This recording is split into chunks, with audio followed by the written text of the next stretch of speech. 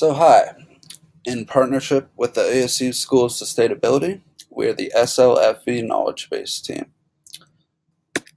So here's a quick agenda of what we'll be talking about today. I'll be going over the introduction and background, and I'll hand it over to Manuel to present the requirements. Dickwin will be presenting the overview of the project, while Ashcon wraps it up with the timeline and progress we've made so far. So here's a quick introduction and background to the project. We are collaborating with the ASU School of Sustainability to build a knowledge base for their sustainable local food economy solutions. The team we are working with has reiterated the importance of this by telling us that a sustainable local food economy is going to be key for a sustainable future in cities all around the world. And then just a little background information on what a sustainable local food economy is.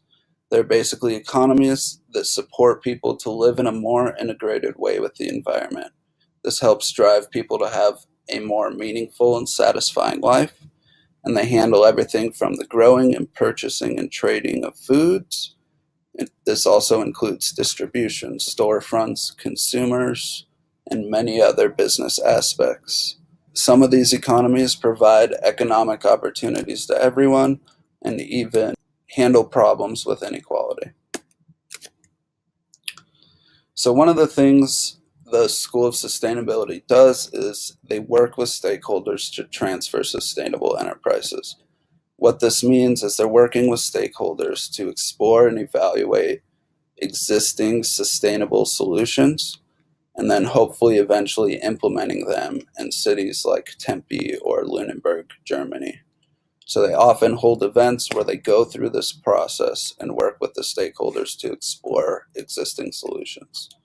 And this kind of brings us to our problem statement, which is that there is currently no centralized knowledge base available to researchers that contain case studies of existing sustainable local food economies. So if you look at the pictures on the right here, this is kind of their process right now when they meet with stakeholders. They print out these slides basically and pass them out to stakeholders, and that's how they present these case studies. It really inhibits the stakeholders from discovering and learning about these exemplary solutions. So what we are aiming to do is digitalize all this, keep all the information for all the different solutions in a database with a web application connecting to it that allows the stakeholders to engage more in these case studies. We believe that through digitalization and videos and other multimedia content that stakeholders will be able to engage more and review these solutions a lot easier.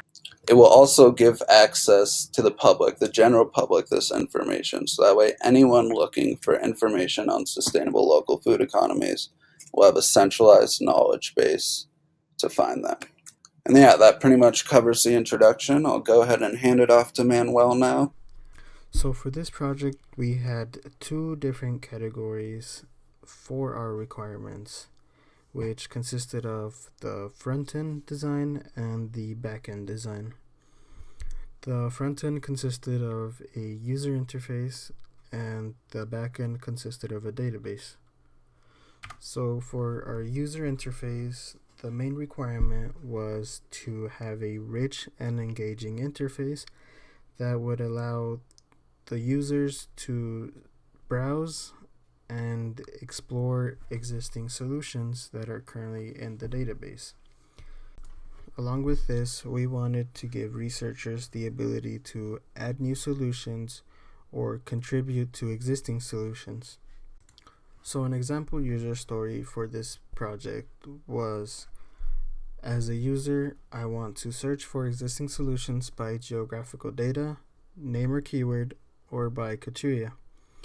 Using this user story, we created the use case diagram on the right side of the screen that shows the actor, which is a user, having three different actions possible, which are search geographically, search by name or keyword, or search by criteria.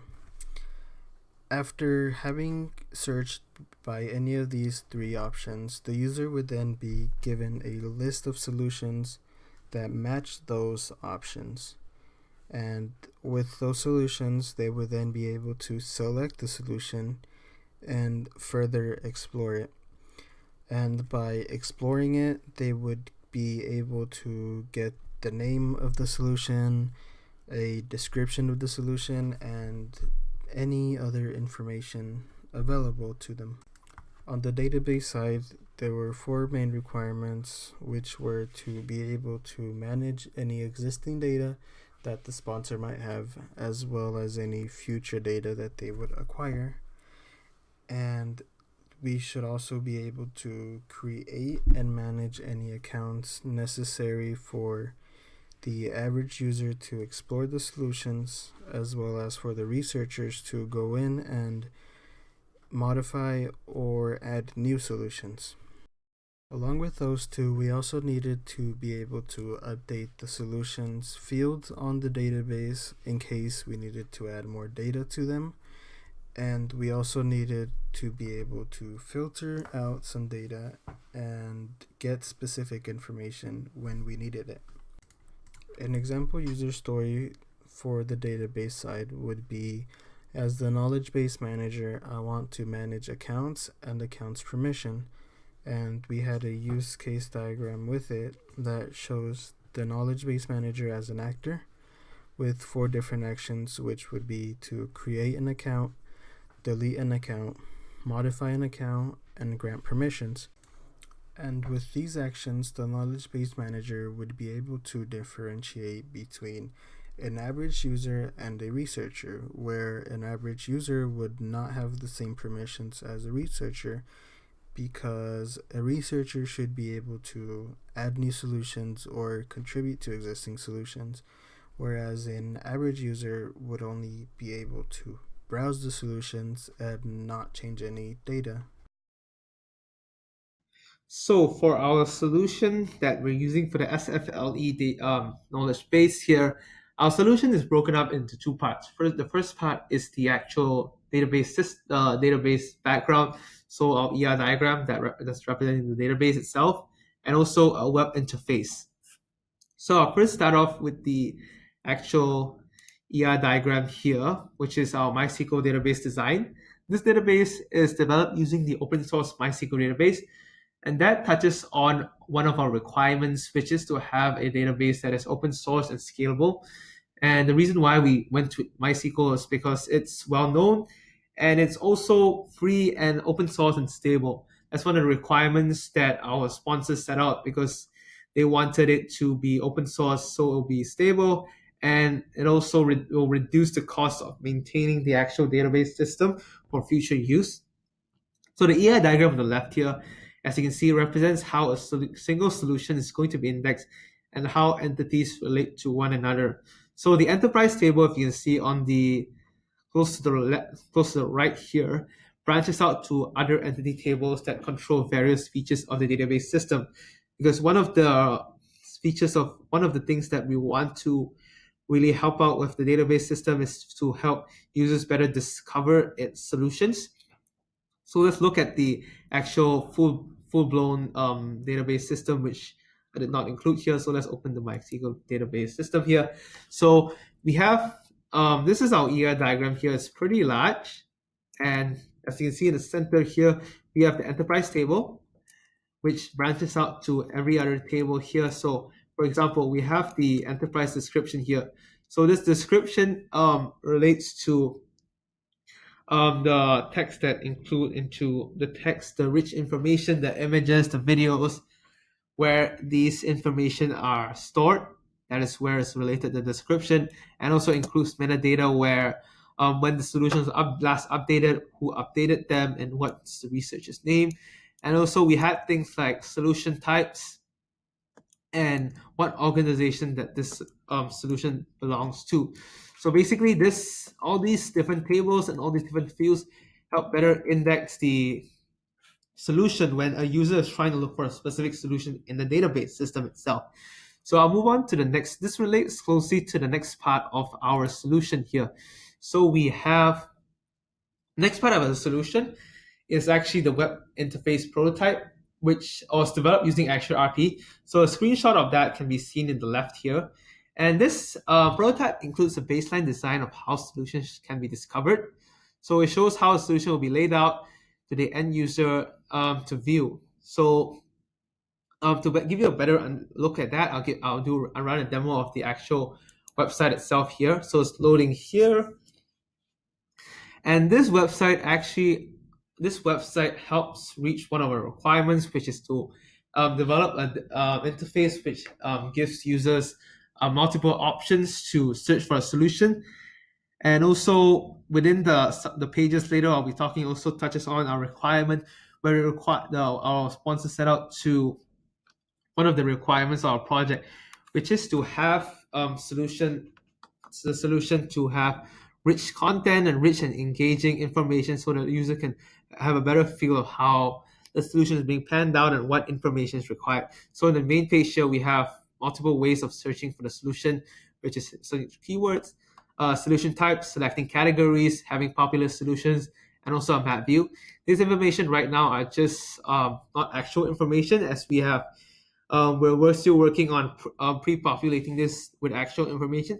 So if I click on like I want to search through the category of production, it'll go onto the production page, and these are the search results that will come out. And on the left here, we have refined by different types solution types: primary domain, secondary domain, legal entity, and all these kind of things.